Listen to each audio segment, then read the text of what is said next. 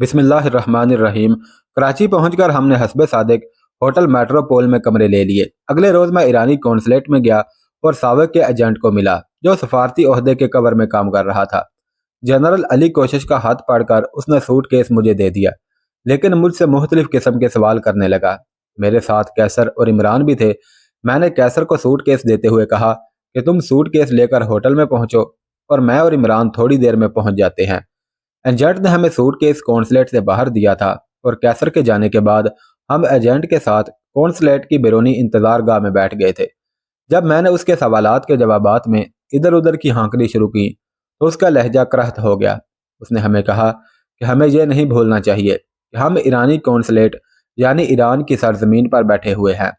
इमरान से उसकी यह धमकी बर्दाश्त ना हो सकी। उसने उठते हुए कहा कि हम जा रहे हैं और हम तुम्हारे फजूल सवालों का जवाब नहीं दे सकते। एजेंट ने उसे रोकने की कोशिश की तो मैंने एजेंट को थप्पड़ रसीद कर दिया और कहा कि तुम्हें अपनी सरजमीन पर इतना ही मान है तो फिर रामसर वाले और दीगर वाकयात जो हम तुम्हारी सरजमीन पर करके आए हैं अपने बड़ों से उनके मुतल्लिक पूछ लेना, और इस कौंसलेट से बाहर जब भी निकलोगे हम तुम्हारा वो हशर करेंगे कि तुम्हारी रूह भी कांप जाएगी। मेरी धमकी का उस पर खातर खा असर हुआ और वह कुर्सी पर बैठा अपना गाल सहलाता रहा और हम दोनों वहां से चले आए। बरसों से मुसलसल कुश्ता खून और खौफो हरास की जिंदगी गुजारते गुजारते कम अज कम मैं तो तंग आ गया था। लिहाजा हमने ये फैसला किया कि जब तक कराची में रहेंगे बिल्कुल पुरसकून और सैरो तफरी में वक़्त गुजारेंगे। पाकिस्तान के दुश्मन तो दुनिया भर में फैले हुए थे, हम कहाँ तक उनका सफाया करते। अब हमारी अपनी हालत ये हो चुकी थी कि हमें ज़रा सा भी तहम्मुल नहीं रहा था। हमें खुद को नॉर्मल हालत में और जहन को पुरसकून बनाने के लिए सैरो तफरी की ज़रूरत थी। मैंने हस्बे साबिक अपने तहसील भलवाल के नेशनल बैंक में मुलाजम अपने एक रिश्तेदार को फ़ोन करके अपनी वालदा और बेटे और बीवी की हैरियत दरियाफ्त की और साथ कहा कि 2 लाख का बैंक ड्राफ्ट वालदा के नाम भेज रहा हूँ और घर वालों को मेरी हैरियत और कराची आमद का बता दे। अगले रोज़ मैं इसी वक्त फ़ोन करूँगा ताकि अगर कोई ज़रूरत हो तो वो बता सके। मेरे घर के हालात हस्बे साबिक ही थे और मैं उनके मुतल्लिक जानने के लिए इतना खौफजदा था कि जैसे शुतुरमुर्ग आंधी आने पर अपना सर रेत में दबाकर समझने लगता है कि वह बिल्कुल महफूज हो गया है, या कबूतर बिल्ली को देखकर आंखें बंद कर लेता है और समझता है कि अब उसे बिल्ली से कोई खतरा नहीं। साथियों के साथ मिलकर हमने तहाइफ वगैरह खरीदे और सोनिया से मिलने गए। सोनिया अपनी माँ के साथ बहुत खुशोहरम थी। मिसिस डेविड और रजी की बीवी भी उन माँ बेटी के साथ ऐसे घुल मिल गई थी कि सब एक खानदान के फर्द दिखाई देती थी। रजी तो कराची पहुंचते ही अपनी बीवी को अपने साथ होटल में ले आया था और उसने कराची में ही रहना पसंद किया। 17 रोज तक मैं और मेरे साथी इस्लामाबाद, नथिया गली, मरी, सवात, कलाम और बशाम तक खूब घूमे फिरे और मशहूर झील सैफुल मलूक भी देखने गए। उसी सैरो तफरी के दौरान सीमा की तबीयत खराब हो गई। कैसर ने बताया कि वह माँ बनने वाली है। वापसी पर हम इस्लामाबाद 2 रोज ठहरे, जहाँ पर मैंने अपने साबका महकमे के अफसरान से रब्ता करना चाहा तो पता चला कि उन सब के तबादले हो चुके हैं और अब उनकी जगह न्यू अफसरान तैनात हैं। उन नए अफसरान से ना ही मैंने मिलने की कोशिश की और ना ही उन्होंने मेरे माजी के रेफरेंस से मुझे अहमियत दी, और मैं चाहता भी यही था कि जब हम अपनी सवाबदीद पर मिशन अंजाम दे रहे हैं तो फिर महकमे वाले हमारी कामयाबियों का सहरा अपने सर क्यों बांधे। प्रोग्राम के मुताबिक अब हमें अबू धाबी जाना था, जहां सब टैक नामी कंपनी में इसराइली और मोसाद के एजेंट अमरीकी पासपोर्टों पर काम कर रहे थे, और अंदरूने खाना अबू धाबी के अमीर शेख सुल्तान बिन अन्नहान, जो कि पाकिस्तान के बहुत हामी थे, उनको पाकिस्तान के खिलाफ बहकाने में दिन रात एक कर रहे थे। उस कंपनी के मुतल्लिक मुझे पाकिस्तान से सऊदी अरब रवानगी के वक़्त मेरे साबका महकमे के एक अफसर ने ब्रीफ किया था। मैंने उस मिशन पर सिर्फ मर्दों को हमरा ले जाना चाहा। सीमा तो वैसे ही इस काबिल नहीं थी कि अब वो हमारे साथ जा सके, लेकिन माहा ने जिद की कि वो हमारे साथ ही जाएगी। हमने उसे बहुत समझाया लेकिन वो ना मानी। मजबूरन मुझे उसे अपने साथ ले जाने की हामी भरनी पड़ी।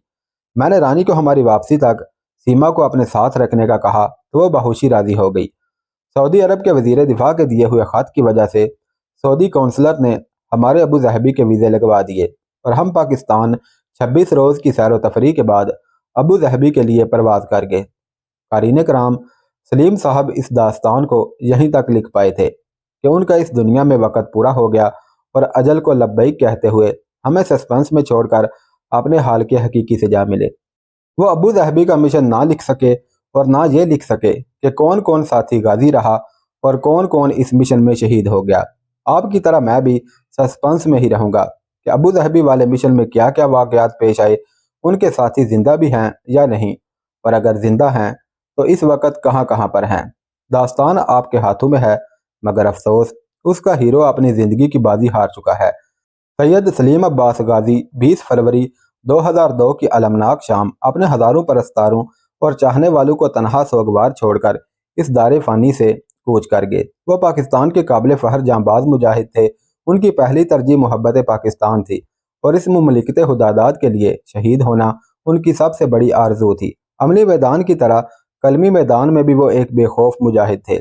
आखिरी वक्त भी वो अपनी ख्वाहिश के मुताबिक अपने कदमों पर चलते हुए अपनी महसूस बहादुरी और एतमाद के साथ मुस्कुराते हुए मौत से नबर्द आजमा हुए। जिंदगी से भरपूर इस दलेर जांबाज गाजी को मरहूम कहते दिल नहीं मानता। मुझे तो लगता है कि वो आज भी जिंदा हैं, शायद इसलिए कि उन्होंने अपनी हर दुआ में शहादत मांगी और आखिरी वक्त तक उनका मकसूद शहादत ही रही। हदीस के मुताबिक ऐसे शख्स को अल्लाह पाक शहादत का रुतबा अता कर देते हैं।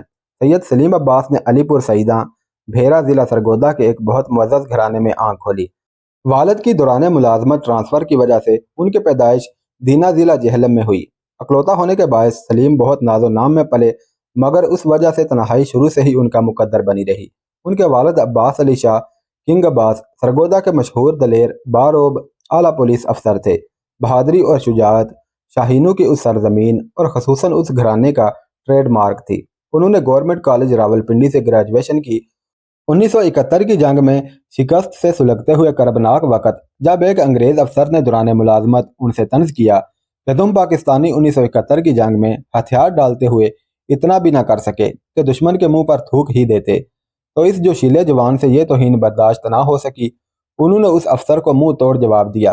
साथ ही मुलाजमत से इस्तीफ़ा देकर सीधे आर्मी के हसास अदारे के दफ्तर में जा पहुंचे। वहां उन्होंने दुश्मन मुल्क जाकर उसके दांत खट्टे करने के लिए अपनी खिदमात पेश की। बहुत जल्द अपनी ट्रेनिंग मुकम्मल करके सारी कश्तियां जलाकर बॉर्डर क्रॉस कर गए। वहां उन्होंने अपनी जान हथेली पर रखकर 5 मुजाहिदीन की मुख्तसर फौज के साथ दुश्मन मुल्क को भारी नुकसान पहुंचाया और उनकी जासूस एजेंसियों को तिगनी का नाच नचाया और वो कारनामे सार अंजाम दिए कि अक्ल दंग रह जाए और बेइख्तियार उन्हें सैल्यूट करने को दिल चाहे।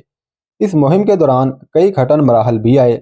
मौत कई बार छू कर गुजर गई, मगर उस मर्द मुजाहिद ने हर कदम पर अल्लाह पाक के भरोसे से और अपनी अकल और हिम्मत व शुजाअत से कामयाबी हासिल की। अपने मिशन में अपने एक मुखबर कोरियर की वजह से गिरफ्तार हुए और दुश्मन के मिलिट्री हेडक्वार्टर में बदतरीन तशद्दुद का शिकार हुए। मुल्की राजों की खातर बिजली के झटके, बर्फ की सिल्लों पर लेटना, पिसे हुए शीशे की खुराक और न जाने क्या कुछ सहना पड़ा, मगर जुबान न खोली। हौसला हारना और शिकस्त खाना तो उन्होंने सीखा ही ना था। अल्लाह पाक से दुआएं मांग कर और उसकी ज़ात पर मुकम्मल भरोसा करते हुए एक संगीन खतरा मोल लिया और 2 गार्ड्स को हलाक करके हिरासत से भाग निकलने में कामयाब हो गए, जो एक रिकॉर्ड है। यह पहला शख्स था जो इतने सहत पहरे में मिलिट्री हेडक्वार्टर से फरार हुआ था। टार्चर और फरार की वजह से वो शदीद जख्मी हुए। रोपोशी के बायस सही इलाज भी मुमकिन ना था, लेकिन फिर भी उन्होंने अपने मिशन जारी रखे। वो पहले से भी बड़ी कामयाबियां हासिल करते रहे। मुल्की महाज पर वो पे दर पे कामयाबियां हासिल करते जा रहे थे, मगर घरेलू महाज में वो बुरी तरह नाकाम हो गए। अपने सीने पर कामयाबियों के हजारों तमगे सजाए जब वो गाजी बनकर अपने वतन लौटे, तो कुछ अफसरान बाला की गलत फहमियों और घरेलू जिंदगी के बिखरते शराजे ने उनकी रूह पर कारी जख्म लगाए, मगर वो अपनों और गैरों के सितमों को नज़रअंदाज करते हुए हर एक का बहादुरी से मुस्कुराते हुए मुकाबला करते रहे। मुझे याद है कि उन्होंने बताया था कि जब वो वापस आए और अपने इदारे में रिपोर्ट की, तो एक अफसर ने कहा कि अब तुम दुश्मन मुल्क के बारे में इतना कुछ जान गए हो कि एक बार फिर तुम्हें वहां जाना चाहिए। उन्होंने कहा कि सर, वहां पर मेरे जिंदा या मुर्दा गिरफ्तारी के पोस्टर लगे हुए हैं, मैं तो वहां जाते ही धर लिया जाऊंगा, फिर मैं वहां क्या कर सकूंगा। तो जनरल साहब ने कहा कि तुम्हें वहां जाना होगा, ये मेरा हुक्म है। सलीम साहब वतन से गद्दारी का कभी सोच भी नहीं सकते थे, मगर जब उन्होंने दबाव डाला तो सलीम ने कहा कि ठीक है सर, मैं वहां ज़रूर जाऊंगा, लेकिन वहां पहुंचकर मैं फैसला करूंगा कि मुझे किस मुल्क के मफाद के लिए काम करना चाहिए। यह जवाब सुनकर जनरल शशदर रह गया। उन्होंने गुस्से और हैरत से मेज़ पर ऐसे हाथ मारे کہ کوئی بٹن دب گیا اور خطرے کا الارم بج گیا۔ اس پر جنرل صاحب مزید خواص باہتا ہوئے اور میز پر پڑی چائے کی پیالی بھی ان پر الٹ گئی۔ جنرل صاحب کو اپنی وردی کے داغ دھونے پڑے اور سلیم صاحب کو وقتی طور پر ملازمت سے ہاتھ۔ انہیں میڈیکل گراؤنڈ پر رخصت لینی پڑی۔ کچھ عرصہ بعد اپنے دوست کی خاطر ایک دلچسپ مہم پر رانگا ماٹی روانہ ہو گئے۔ وہ ہمیشہ سے دوست نواز تھے۔ دیکھیے کہ وہ دوستی کی خاطر انہوں نے کتنے خطرناک اور رسکی کام کیے اور اس میں کامیابی حاصل کی۔ معاشی ضروریات انہیں سنگاپور اور سعودی عرب لے گئیں، جہاں وہ 17 سال رہے۔ ان کی والدہ، جو ان سے بے لوث محبت کرنے والی واحد ہستی تھی، 1994 میں علالت کے باعث وہ بھی انتقال کر گئیں۔ بیماری کے دوران انہوں نے والدہ کی دن رات خدمت کی اور بے شمار دعائیں لیں، اور پھر وہ تنہا رہ گئے۔ کئی گھنی زلفوں اور پری چہرے والی حسن کی دیویوں نے انہیں اسیر کرنا چاہا، مگر ایک بار ڈسے جانے کی وجہ سے انہیں کوئی متاثر نہ کر سکی۔ انہیں اپنے ذہن میں بسے اس نسوانی حلیے کی تلاش تھی جس کو وہ طلسمی آئینے میں دیکھ چکے تھے، اور اس کو پانے تک تنہا ہی رہنے کا فیصلہ کیا۔ بیرون ملک میں بھی وہ اپنے ملک کے فرائض سے غافل نہ ہوئے اور وطن دشمنوں کے خلاف لڑتے رہے۔ پاکستان واپس آ کر وہ پاکستان اینٹی ٹارکوٹک فورس کے ساتھ منسلک ہو گئے۔ بڑے بڑے سمگلروں کو قانون اور قلم کے ذریعے بے نقاب کرتے رہے۔ انہیں باز رکھنے کے لیے پرکشش پیشکشیں بھی ہوئیں اور ان کی سیکیورٹی کو خطرات بھی لاحق ہوئے، مگر ملکی سلامتی کے لیے انہوں نے مرنا قبول کیا تھا، مگر سودے بازی منظور نہیں کی۔ میں بحیثیت ایک سرجن اپنے پیشے میں اس قدر مصروف ہو چکی تھی کہ گھر بسانے کا خیال ہی دل سے نکل چکا تھا۔ قدرت نے ہمیں ایک دوسرے کے سامنے لا کھڑا کر دیا، بقول ان کے کہ وہ مجھے دیکھتے ہی ٹھٹک گئے تھے کہ یہی تو وہ چہرہ، وہ ہیولا ہے جس کی تلاش میں وہ بھٹک کر مایوس ہو چکے تھے۔ چنانچہ ایک لمحہ ضائع کیے بغیر انہوں نے میرے والدین کو رضامند کیا۔ میری روح کو بھی شاید انہی کی تلاش تھی جو میں بھی اتنا عرصہ شادی سے گریزا رہی۔ بس چند دنوں میں کسی غیر مرئی طاقت نے ہمیں ایک دوسرے کے سامنے لا کر باعزت طریقے سے شادی کے بندھن میں باندھ دیا۔ ہماری شادی میں ان کے پرستاروں کی خوشی دیدنی تھی۔ وہ اپنے محبوب غازی کو نئی زندگی ملتے دیکھ کر بہت مسرور تھے۔ حالانکہ خوش نصیبی تو میری تھی کہ ایک غیر معمولی انسان نے پوری دنیا میں سے مجھے اپنے خوابوں کی تعبیر جانا اور مجھے ہی اپنایا اور مجھے ہی سراہا، جس کے شاید میں قابل نہ تھی۔ شادی کے بعد کئی دنوں تک ان کی حالت ایسی تھی جیسے زندگی کی امنگوں اور جذبات پر رکھا ہوا پتھر کا بند ٹوٹ گیا ہو۔ برسوں سے دل کے گوشے میں چھپے ہوئے اسکول و کالج کے دنوں کے چھوٹے چھوٹے واقعات سنا سنا کر خوش ہوتے۔ کئی دفعہ کوئی واقعہ سناتے ہوئے دوسرے کے دکھ کے متعلق سوچ کر آپ دیدہ ہو جاتے، خاص کر پاکستان اور اس کے شہیدوں کے ذکر سے۔ میں نے انہیں کہا کہ مجھے یقین نہیں آتا کہ آپ جیسا انتہائی نازک اور حساس دل رکھنے والا انسان گولی بھی چلا سکتا ہے، تو انہوں نے جواب میں کہا کہ مجھے بھی یقین نہیں آتا کہ تم جیسی نازک اندام اور خوبصورت لڑکی اپنے نازک ہاتھوں سے کسی انسان کو چیر پھاڑ سکتی ہو۔ گھر میں ملازم ہونے کے باوجود اپنے ذاتی کام خود کرتے تھے، اپنے جوتے آخری دن بھی خود ہی پالش کیے، مجھ سے بھی خدمت نہ لیتے تھے۔ کبھی اگر مجھے ان کا کوئی کام کرنے کا موقع مل بھی جاتا تو کئی بار شکریہ ادا کرتے۔ آخری وقت تک وہ ایسے ہی ایکٹیو تھے۔ خطروں میں کودنا اور جان جوکھوں میں ڈالنا ان کا بائیں ہاتھ کا کھیل اور مشغلہ تھا۔ کئی بار موت سے آنکھوں میں آنکھیں ڈالنے اور پھر نکل جانے کی وجہ سے ان کے دل سے موت کا خوف ختم ہو چکا تھا۔ کہتے تھے کہ جب موت کا خوف دل سے نکل جائے تو پھر کسی کا خوف نہیں رہتا سوائے اللہ پاک کے۔ یہی وجہ تھی کہ وہ خوف اور ناممکن جیسے الفاظ سے نا آشنا تھے اور بظاہر ناممکن حالات میں بھی پر امید رہتے اور ذرا بھی ہراساں نہ ہوتے۔ پیشہ ور گداگروں اور دھوکے بازوں سے سختی سے نمٹتے، مگر کوئی مستحق ضرورت مند آ جاتا تو اپنے بٹوے میں موجود آخری نوٹ تک اسے دے دیتے۔ ایک دفعہ میں ان کے ساتھ زیب النساء اسٹریٹ پر جا رہی تھی کہ ایک باریش بزرگ ان کے ساتھ لپٹ کر بے اختیار رونے لگے اور ان کے ہاتھ چومنے لگے۔ سلیم صاحب کو پہچاننے میں مشکل پیش آئی تو وہ کہنے لگے، صاحب آپ کو یاد نہیں کہ کھٹمنڈو میں ہم اپنی بیوی اور بچوں کے ساتھ بمشکل دشمن سے آبرو بچائے تنگ دستی کے ساتھ محصور تھے۔ ہمارے ساتھ ہزارہا ایسے لوگ تھے۔ آپ نے میری اور مجھ جیسے ہزاروں لوگوں کی مدد بھی کی اور ہمیں فیملیز کے ساتھ باعزت پاکستان بھیجنے کا انتظام بھی کیا۔ آپ کا ہم سب پر بڑا احسان ہے۔ وہ روتا بھی جاتا اور ساتھ دعائیں بھی دیتا جاتا۔ دیکھ کر مجھے یقین ہو گیا کہ یہ رائے گاہ نہیں جائیں گی۔ آخری ایام میں کئی اداروں اور افراد کی جانب سے ان کی حق تلفیاں ہوئیں۔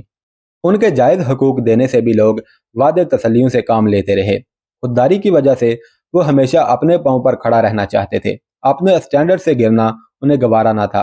बेकार बैठना, किसी को खुशी ना दे पाना उनके लिए शिकस्त से कम ना था, और शिकस्त उनके लिए मौत से कम ना थी। लिहाजा वो मजबूरन अपनी सेहत व सुकून की परवाह ना करते हुए कई पेचीदा कामों में हाथ डाल बैठते। मेरी उनकी सेहत के बारे में तशवीश से वो कभी बुरा मनाते, हर्ट से हो जाते, और कभी सहज झाड़ भी पड़ जाती। कभी मजाक भी बनाते कि लेडी डॉक्टर से शादी का ये बड़ा नुकसान है कि वो शोहर को ज्यादा ही गौर से देखती है। इधर शोहर बेचारा इंतहाई रोमांटिक मूड में कोई बात शुरू करता है, उधर वो कह देती है, ठहरिए, आपकी आंखें कुछ पीली सी लग रही हैं, कहीं आपको जरकान तो नहीं हो गया। उनकी खुशी भी इसी में थी कि उनको कभी बीमार समझा ही ना जाए। बिस्तर पर पड़ जाना वह बिल्कुल पसंद नहीं करते थे, और कहते थे कि मैं अपने आप को आखिरी वक्त तक फिट रखना और समझना चाहता हूँ। बिस्तर पर पड़ना मेरी शिकस्त है, और शिकस्त मेरे लिए मौत। मैं अपनी ड्यूटी अंजाम देते हुए मरना चाहता हूँ। उनकी मोहब्बत से मगलूब होकर मेरा दिल चाहता कि उन्हें उनकी पुरहतर जिंदगी में खुश रहने दूं, कोई रोक टोक ना करूं, मगर फिर मेरा फर्ज गालब आ जाता। 1 जनवरी 2002 को उन्होंने खुद ही सिगरेट नोशी तर्क करने का ऐलान करते हुए मुझे न्यू साल का तोहफा दिया। मैं खुशी से फूले नहीं समाई कि अब तिब्बी नुक्ता नज़र से उनकी जिंदगी के 10 साल मजीद बढ़ जाएंगे, मगर तकदीर का लिखा कौन टाल सकता है। आखिरी अय्याम में उनकी बातों की कड़ियां मिलाते हुए मुझे यकीन हो गया कि उनको अपनी मौत का पहले पता लग चुका था। 2 हफ्ते पहले बातों बातों में उन्होंने मुझे अपना ख्वाब सुनाया जिसमें उनके आखिरी सफर का इशारा था। मैं ये सुनकर परेशान हो गई तो उन्होंने फौरन हंसकर बात बदल दी। एक रात पहले अपनी ख्वाहिश पर वो मुझे लॉन्ग ड्राइव पर ले गए। मैं बहुत उदास और खामोश थी। गाड़ी में कैसेट लगा हुआ था। मेरी आंखों से आंसू बहने लगे और वो मुझे हंसाने लगे। पूछा, तुम क्यों चुप हो? मैंने कहा कि मैं आपकी तरफ से फिक्रमंद हूँ, अस्पताल चलते हैं चेकअप के लिए। उन्होंने पूरे एतमाद लहजे में कहा कि मैं बिल्कुल ठीक हूँ, तुम बिला वजह परेशान ना हो। आखिरी दिन जब मैं अस्पताल से आई, मुझे मुस्कुराकर हेलो कहा और मेरी सारी रुदात सुनी और मुझे मशवरे दिए। फिर पहली बार उन्होंने कहा कि ज़रा मेरी नब्ज़ तो देखो। मैंने नब्ज़ पर जो हाथ रखा तो मुझे करंट सा लग गया, क्योंकि नब्ज़ बहुत तेज़ चल रही थी।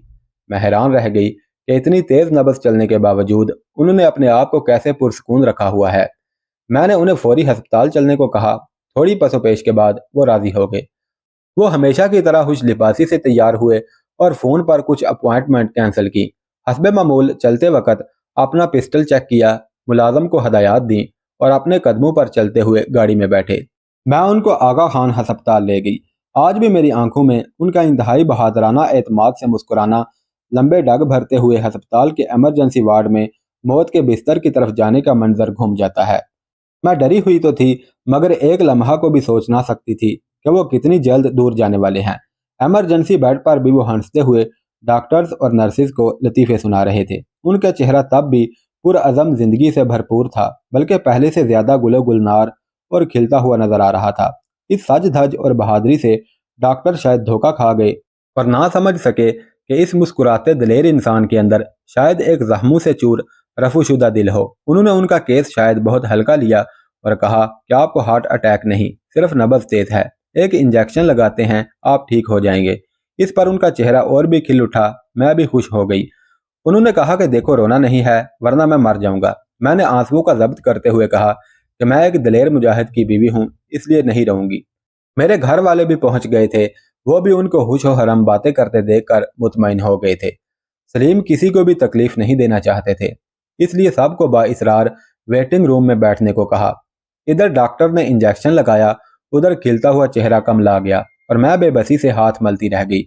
पैरों तले से जमीन निकल गई, हवास जाते रहे। डॉक्टरों ने पर्दे तान लिए। इमरजेंसी ट्रे और मशीनों के घसीटने और डॉक्टरों की आवाज़ों ने मेरी सारी हिम्मत खत्म कर दी। अपना वादा भूल गई और रोने लगी। मैं अपने पेशे में उन रस्मात का मतलब अच्छी तरह समझती थी। मुझे डॉक्टर होने के नाते अपने हवास पर काबू रखना चाहिए था, मगर मेरी तो दुनिया लुटी जा रही थी। परेशानी में कभी इधर जाती कभी उधर। डॉक्टरों के साथ बात करते हुए मुंह से अल्फाज नहीं निकलते थे। मैं किसी तौर उनको खोना नहीं चाहती थी। मैं उनके करीब गई तो वो उठने की कोशिश में इशारा करते हुए कहने लगे कि मैं बैठ जाऊं और उन्हें इस तकलीफ में ना देखूं और डॉक्टर्स को ये सब ना करने दूं। उन्होंने पूरी कुव्वत जमा करके कहा कि तस्नीम, मैं मरने लगा हूं। मुझे लगा यह मेरे कानों का धोखा है। मेरा दिल हलक में आ गया। मैंने रूहांसी होकर उनका चेहरा अपने हाथों में थाम लिया और बेबसी से उनकी आंखों में देखा, जिनमें उस वक्त भी हौसला اور باطل سے لڑنے کا عزم تھا۔ میں نے ان کے ماتھے پر بوسہ دیا اور بھاگ کر ڈاکٹروں کی طرف گئی کہ ان کو کہوں کہ ہر قیمت پر بچائیں۔ پلٹ کر سلیم کے پاس آئی تو وہ بہت دور جا چکے تھے۔ زندگی سے بھرپور اس دلیر، ہر دم پر امید، زندہ دل انسان نے ڈرامائی انداز میں ہنستے ہوئے بہادری کے ساتھ موت کو گلے لگا لیا اور میں کچھ نہ کر پائی۔ کافی عرصہ تک مجھے یقین نہ آیا کہ سلیم اب واپس نہیں آئیں گے۔ میرے ڈاکٹر ہوتے ہوئے بھی ان کا کیس مس مینج ہو گیا۔ اپنی نظر میں اس کوتاہی کے لیے میں کبھی اپنے آپ کو معاف نہیں کر سکتی۔ میری تو دنیا اجڑ گئی، مگر پاکستان بھی ایک سچے محب وطن اور دشمن کو للکارنے والے بہادر مجاہد سے محروم ہو گیا۔ لیکن وہ حب الوطنی، شجاعت و بہادری کی ایسی داستانیں رقم کر گئے جو ان کے قدردانوں کے لیے دلوں میں ان کی یاد کو ہمیشہ تازہ رکھیں گی۔ ان کی تدفین ملیر کینٹ میں کارگل کے ایک شہید نوجوان کے پہلو میں ہوئی۔